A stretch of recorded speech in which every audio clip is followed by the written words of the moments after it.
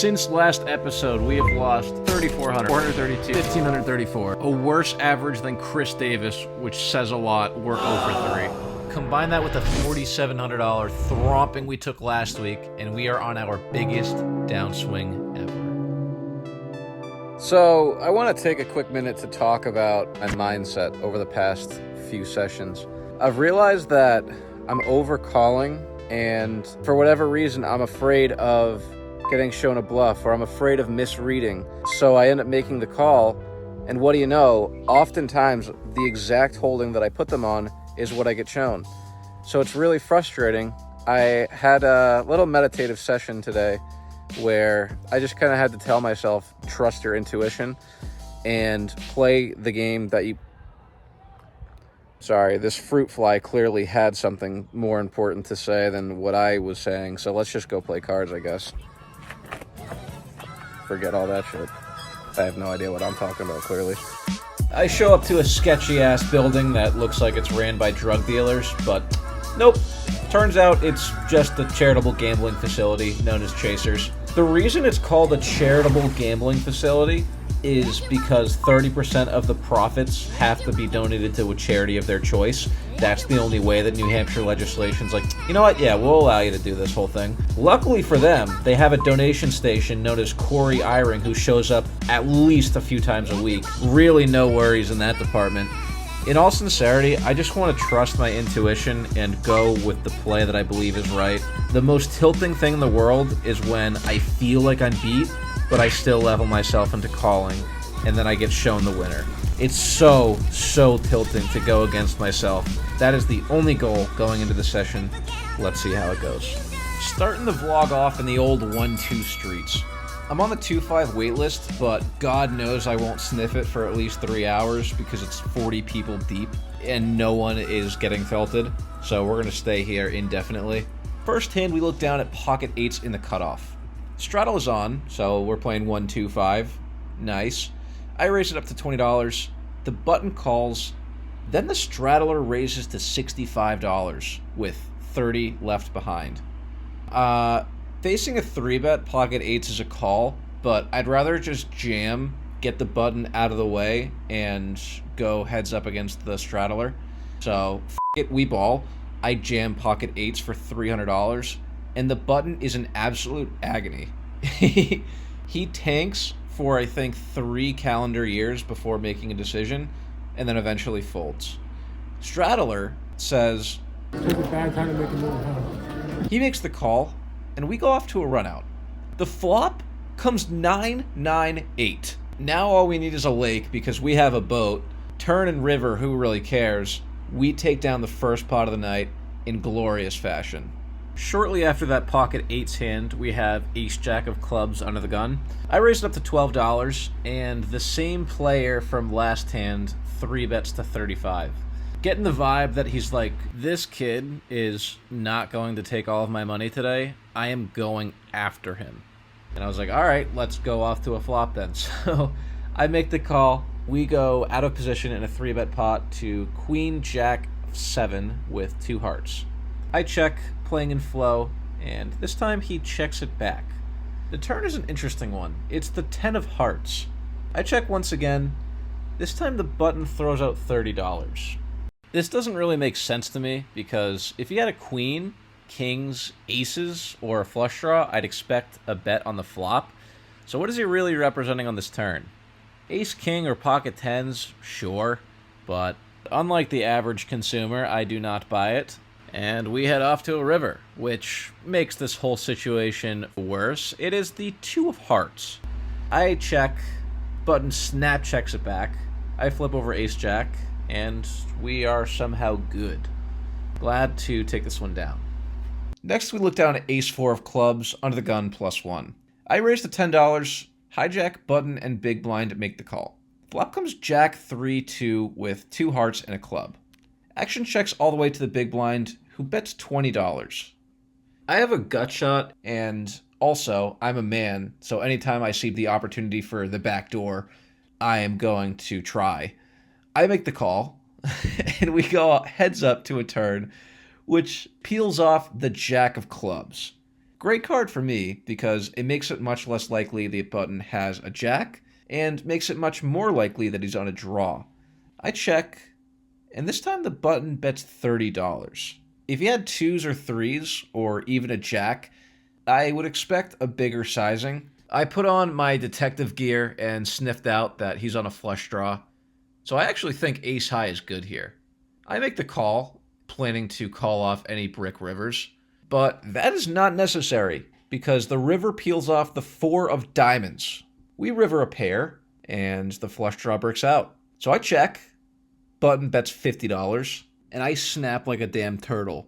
Button shows 9-8 of hearts, and we take down the pot. I really kind of wish the 4 didn't come, so I could just call with ace high and be like, yeah, we did that. But the 4 makes it a little, I don't know, whatever. A win is a win. Let's just take the money and stop complaining. Around this time, we got moved to the 2-5 game. See you later, my 1-2 brethren. I have been requested to take a noble journey over to the streets of 2-5. Here we have pocket 7s on the button. There are 2 limpers to me. I raised it up to $30, and the small blind and 2 limpers make the call. Flop comes ace 9 deuce, 2 clubs. We have third pair, so when action checks to me, I'm finally going to do one of these. And we see a free turn card. We finally get rewarded for our discipline because the turn is a 7 of diamonds. We hit a set. That is always a warm welcome. The small blind now leads for $80. Action folds to me. Honestly, this guy only has $300 behind. A perfect jam on the river, so I should just call and let him blast. But I literally put my cape on and said, "Sir, don't you worry, save your bankroll, I'm going to jam." Small blind turns over jack 10 of diamonds and seriously contemplates calling with a gut shot. If you rip a gutty, you deserve my money, and I will go home in shambles right now. Put the money in and let's see a river. The small blind soon comes to his senses. He's like, nah, fuck you, I'm not giving you $400, and then folds. Here we have queen 6 of diamonds in the straddle. Small blind raises to $40. The big blind calls, and let's see a flop. Flop comes 7-4-2 with 2 diamonds and a spade. Small blind bets $50. Big blind says screw that, and I make the call. Turn peels off quite the good one. It is the queen of clubs. We turn top pair to go along with our flush draw. Now the small blind bets 100. I think about raising, but it doesn't really make sense because if he has a hand like pocket jacks or pocket 10s, we're just going to fold those hands out, and we're only getting called by, I guess, kings, aces, a better queen.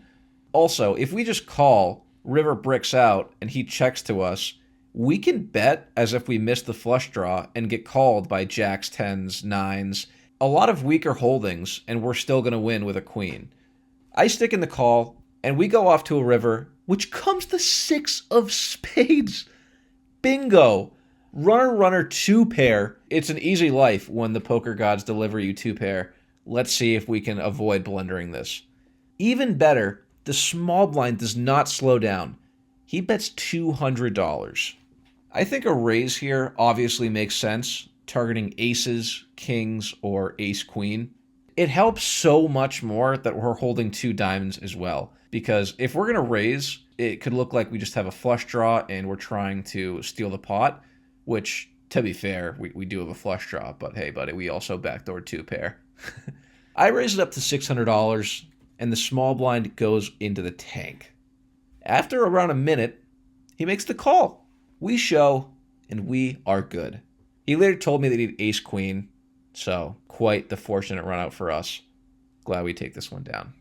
Queen 6 was a success. What about queen 9? I raised it up to $20, no less than the button, small blind, big blind, and low jack call.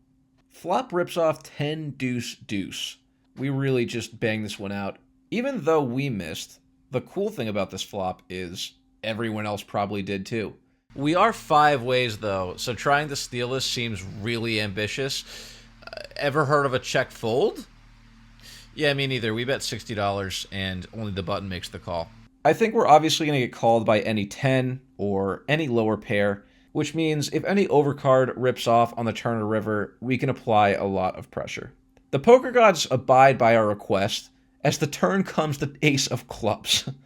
Great, great card. Exactly what we were looking for. We took a stab with ace king on the flop, and now we have top pair.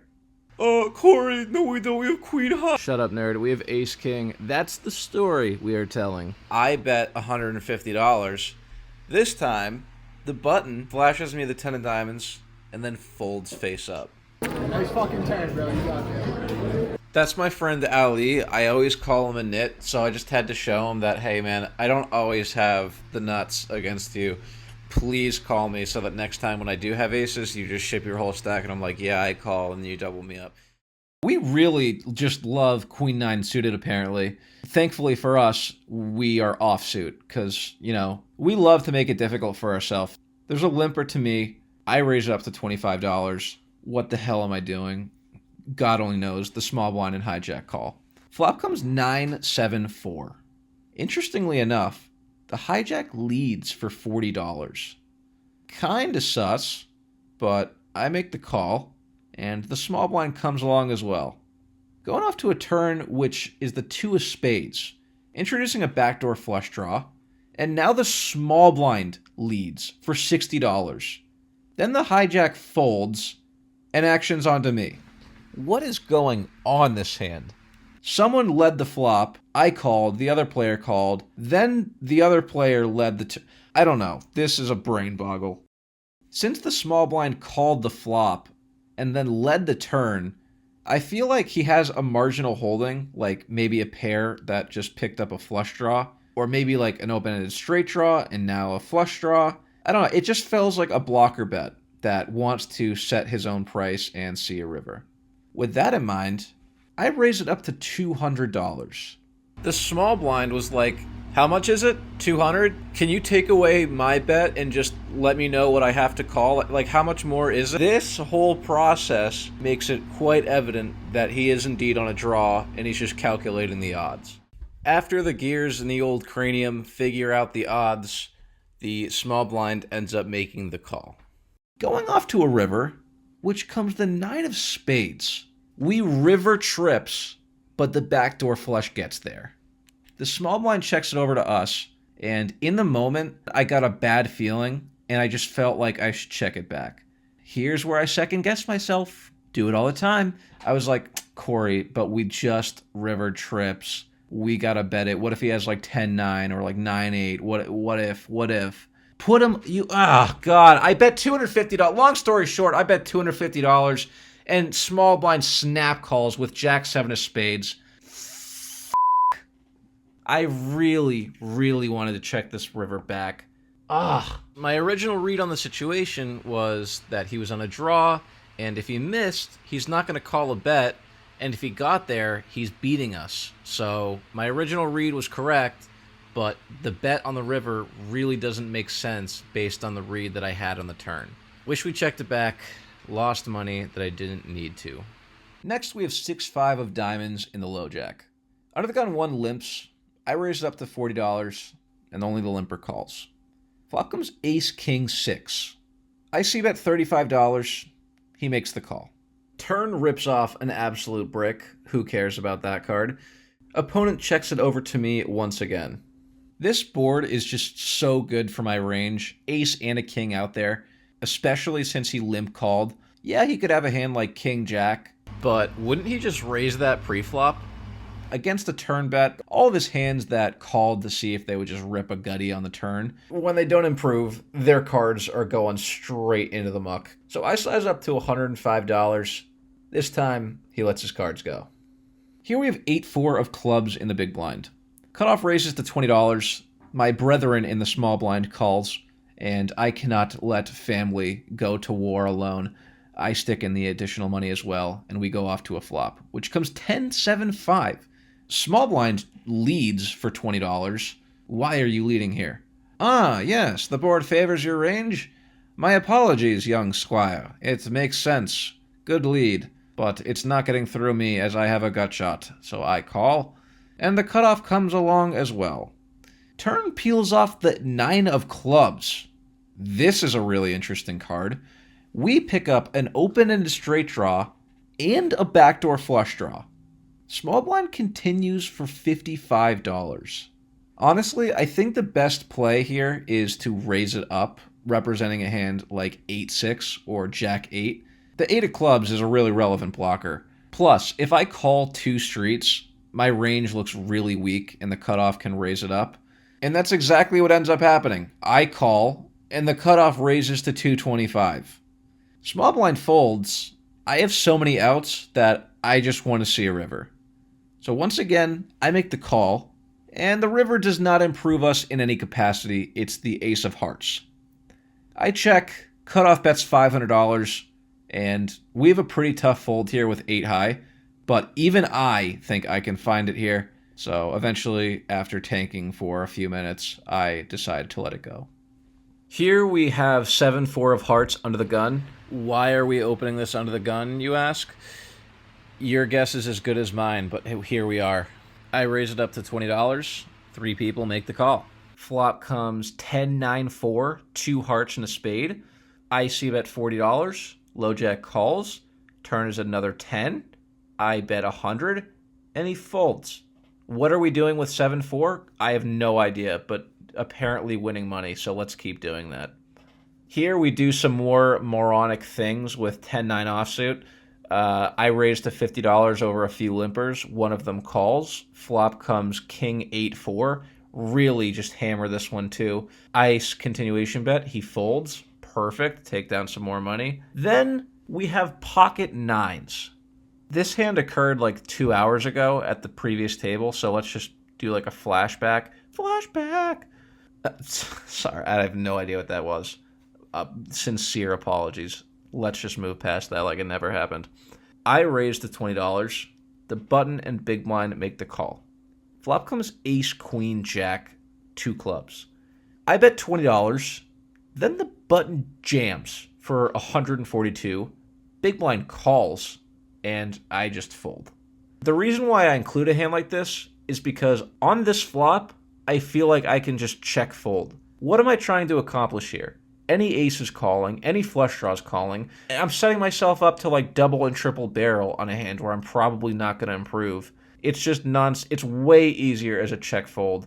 I just need to check fold. Check fold. Someone tattoo it on my temple. Let's move on. That was really the last interesting hand of the night. In for 800, out for 1726 for a profit of 926. Pretty happy with how I played today, in all honesty. I didn't check back that river. My gut said to. Aside from that, smooth sailing. Thanks for watching. See you in the next episode.